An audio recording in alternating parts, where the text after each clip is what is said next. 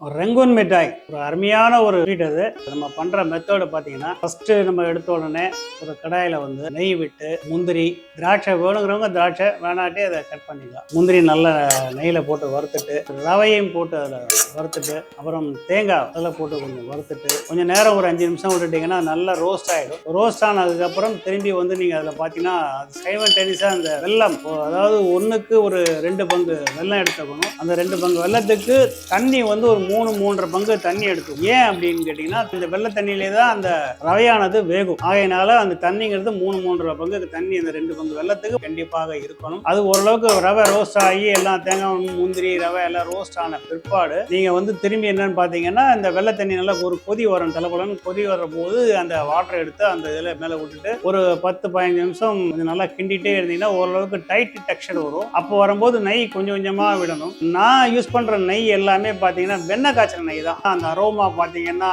அந்த ஃப்ளேவர் ரொம்ப பிரமாதமாக இருக்கும், ஃபர்ஸ்ட் கிளாஸாக இருக்கும். அந்த மாதிரி வெண்ணெய் காய்ச்சின நெய் தான் அதில் போடுவோம். நாங்கள் எப்பவுமே யூஸ்ஃபுல் பண்ணுறதே அந்த மாதிரி தான். எல்லா ஃபங்க்ஷனும் சரி, கல்யாணத்துலையும் சரி, எதுவாக இருந்தாலுமே நமக்கு வெண்ணெய் காய்ச்சின நெய் தான் யூஸ் பண்ணுறது உண்டு. அந்த மாதிரி போடும்போது என்னன்னா, நீங்கள் ஒரு 4 கரண்டி நெய் விடுற இடத்துல 1 கரண்டி நெய் விட்டா கூட பூரா அந்த ஃப்ளேவர் அரோமா அருமையாக இருக்கும், கிளாஸாக இருக்கும். அதனால அந்த மாதிரி பண்ணினா இன்னும் சூப்பராக இருக்கும். நெய் கொஞ்சம் கொஞ்சமாக விட்டு கிண்ட கொஞ்சம் கெட்டியாக வரும். கெட்டி ஆன பிற்பாடு கொஞ்சம் லேசாக அப்படியே நீங்கள் கிண்டிகிட்டே வந்தீங்கன்னா கடைசியாக கொஞ்சமாக ஒரே ஒரு 1/2 ஸ்பூன் நெய் விட்டு கிளறிங்கன்னா அப்படியே அல்வா டைப்பில் அப்படி வரும். அப்புறமா மேலே கார்னிஷ் பாதாம் பிஸ்தா எல்லாம் கார்னிஷ் அவங்கவுங்க சௌகரியத்துக்கு தகுந்த மாதிரி பண்ணிக்கலாம். ரொம்ப சூப்பரான ஒரு டிஷ், ட்ரை பண்ணி பாருங்க.